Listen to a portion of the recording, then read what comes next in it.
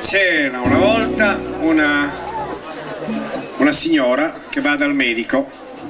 Signora, buongiorno. Buongiorno dottore. Come va? Come va? Andando sono. Cosa c'è? Sono frigida. Frigida? Da quanto tempo, signora? Da prima. Quindi da molto. E anche di più, Signora, allora si spogli, si metta sdraiata. Intanto il medico prende dei guanti, li calza e tocca. Sente qualcosa qui, signora? Non sento niente. E qua? Nulla.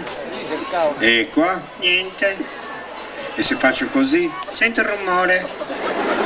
Si leva i guanti, prende un anticoncettivo, lo calza e da buon medico. Signora, sente qualcosa? Non sento niente. Dopo un'ora il medico è tutto sudato, spettina. Signora, non sente proprio niente. Non sento nulla. 2 ore, spettinatissimo, sudatissimo. Signora, ma non sento proprio niente. Non sento odore di gomma bruciata.